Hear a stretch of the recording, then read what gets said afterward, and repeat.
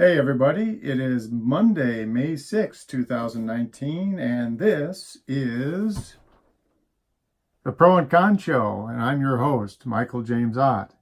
Welcome to the show.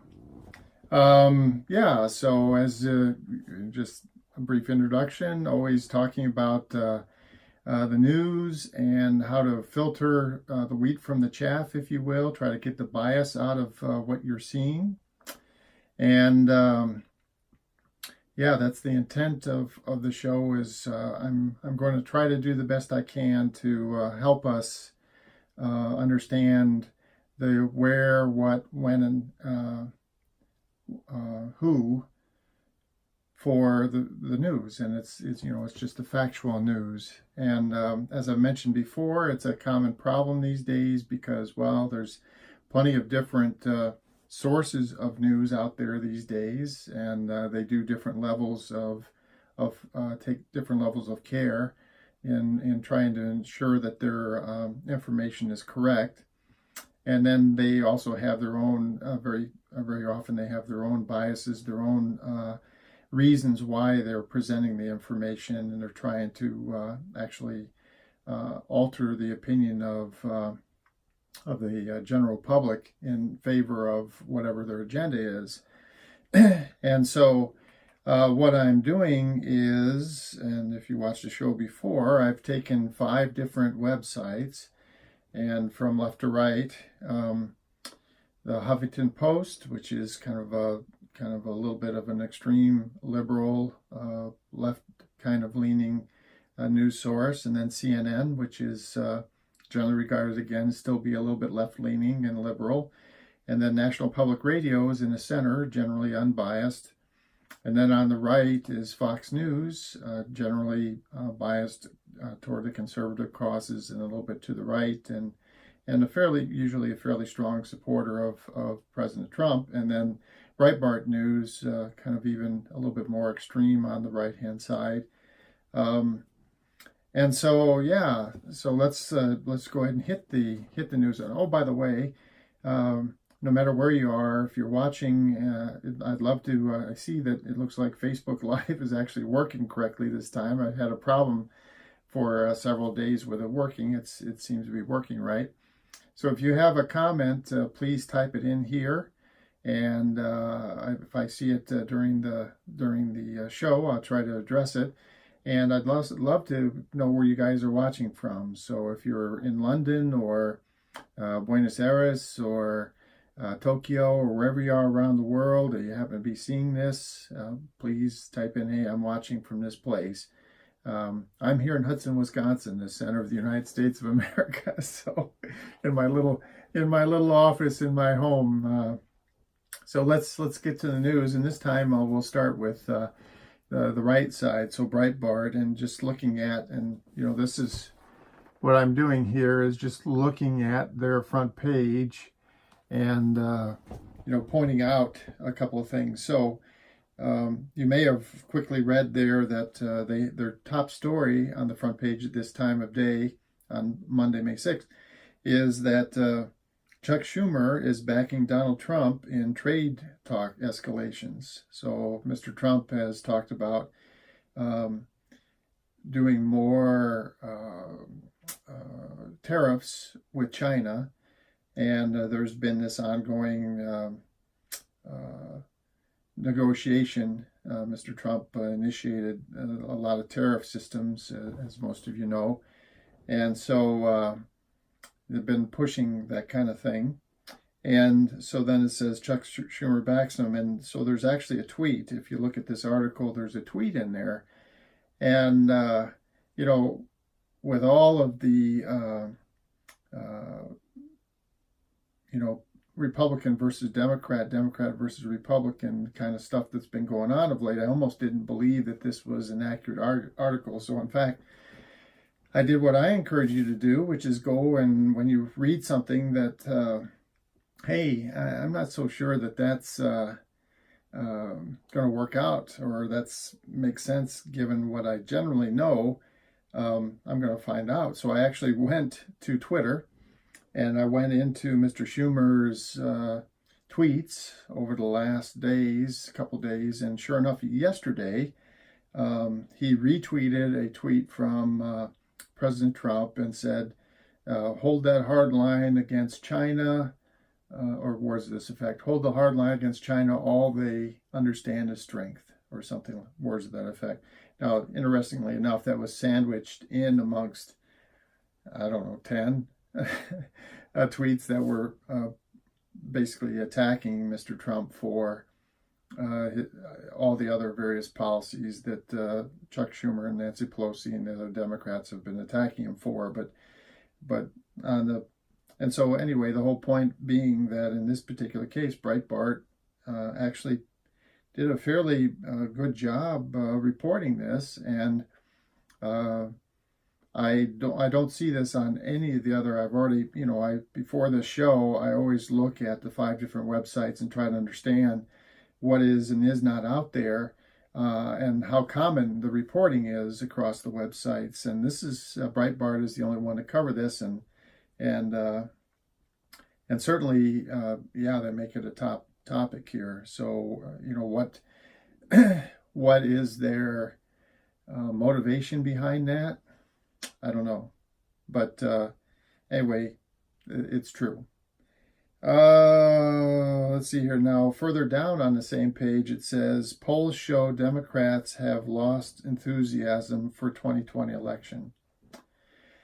So that's again from a conservative kind of thing. That's something that conservatives would probably want to read and see and whatnot. But that's only on Breitbart as far as I can tell. So this thing where Schumer is supportive of Trump with the tariff policy in China, and then also Democrats losing enthusiasm for the 2020 election, both covered only on Breitbart as far as I can tell. Okay, let's go one ratchet over to Fox News, and interesting. So Fox News changes their web page like every few minutes, and so it was Tiger Woods. Tiger Woods was getting the Medal of Freedom, I think, from the president, because I think he won the Masters, and that was, he's a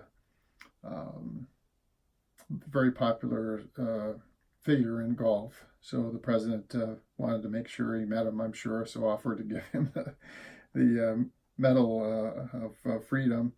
But now at the top of the stories is Treasury Secretary rebuffs House Dems' request for Trump's tax return. So if you've been following the news at all, you probably know that the Democrats in the House of Representatives have been asking for Trump's tax returns. And they couch it as they are, and it's true. I mean, the fundamentals of the U.S. Constitution, the 3 branches are supposed to be a check and balance on each other. So the Democrats, now that they control a significant majority in the House, they are moving forward with trying to get some of this information from President Trump. And this is, by the way, a story that appears in both Fox and so it appears in Fox, CNN, and Huffington Post, but with a little bit different spin on it. So this is one of the things that why I'm saying, take a few minutes and read, especially things relative to political kinds of things. Take a few minutes and see how these different organizations are kind of putting their little spins on this. And sometimes it's the headline has some, strong language in it, intended to kind of evoke some emotion from someone reading the headline. Sometimes they take things out of context because it helps them, couch a story in a certain way that they want to show something. And I've in past episodes I've talked about this, and I will in the future. This is the whole point of the program. Let's see what else is on Fox. There's of course, there's been reported, and President Trump has tweeted multiple times that he's furious with various government employees because they've been leaking information, and he feels like that's not appropriate. And so there's a story in here about, it suggests that intel agencies have been leaking about the Russian involvement and so on. One other thing that's on this website, although it's in itty bitty little teeny tiny print, it says hundreds of ex-prosecutors claim Trump would have been indicted if not president. So that's interesting. So it appears on Fox News, so they're actually acknowledging that article. That article is like a main headline on some of the other more left-leaning websites, and it appears on the front page, if you will, the center of the Fox News website. But man, the print is so tiny that you almost certainly would not see it, and there's no picture or anything to try to draw the reader's attention to it. So there's, again, little subtleties, right?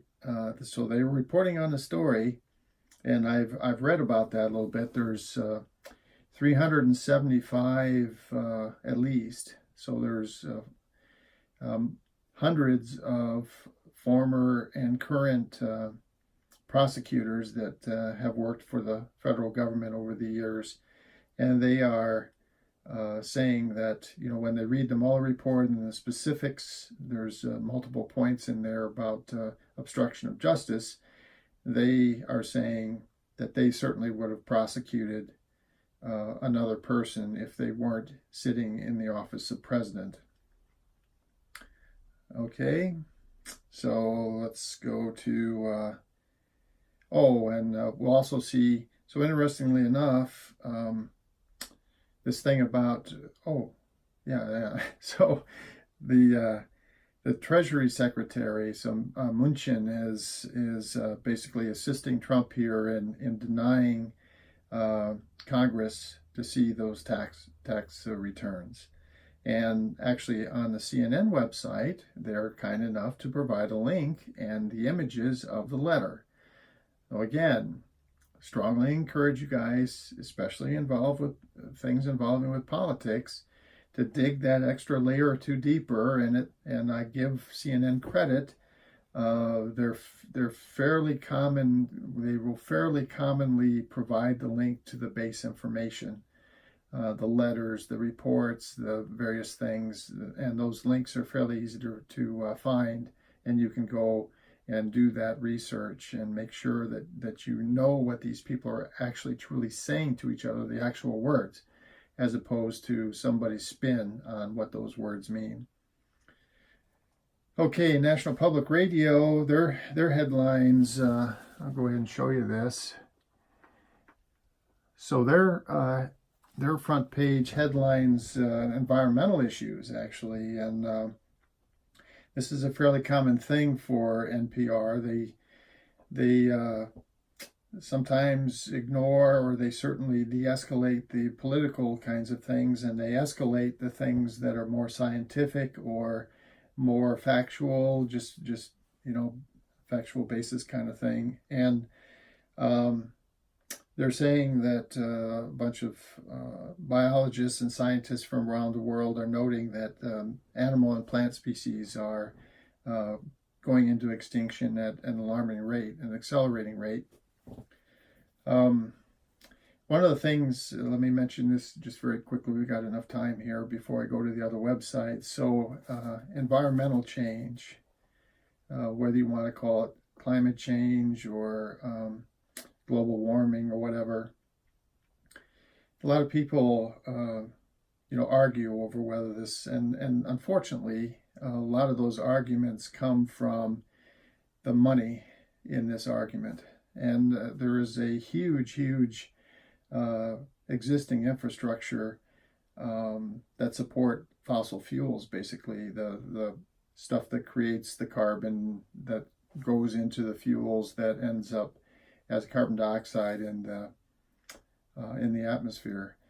And so I just want to say a couple of things that are absolute fact, and then let you make your own conclusion here. So, number one, the current level of carbon dioxide, which is, all scientists would agree, is definitely absorbs the sun and keeps heat in the atmosphere. It's more than twice the common or normal level that we have been able to know and understand for the last few hundred years. It's going up, and it's going up rapidly, and it's like I say, almost over twice, and growing the kind of normal. Of course, things vary from year to year or whatever. There's, just like temperature varies from season to season. But if you look at the whole, the carbon dioxide level in our atmosphere for hundreds of years, to the best of our knowledge, they have different methods for showing what it was. They can measure carbon dioxide in ice cores in the Arctic and stuff like that, and they can know how carbon dioxide has varied for hundreds of years. And so for hundreds of years, including back in the 1600s, 1700s, 1800s, it was around a level of 200 part per million. And now it's 400 and something and growing. And the second fact that I want to point out is that there's about 7.7 billion people on the planet. You say, well, so what? Well, back in 1800, so roughly 200 years ago, there was only about 1 billion people. So there's solidly 7 more times the number of humans on this planet than there were just 200 years ago.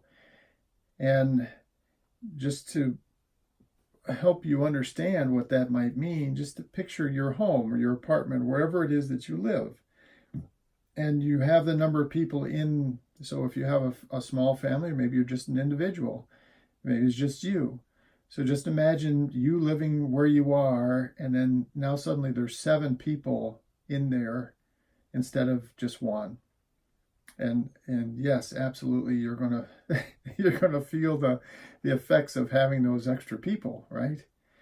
And if you had a family of 3, now there's 21 people at least. It's actually, could be argued as 24, but let's just say, just imagine your home going from 3 to 21 people, and the kind of environmental impact that would have. Well, the earth is our home, and there's now solidly 7 times, rapidly coming up on 8 times the number of people today than there was just 200 years ago.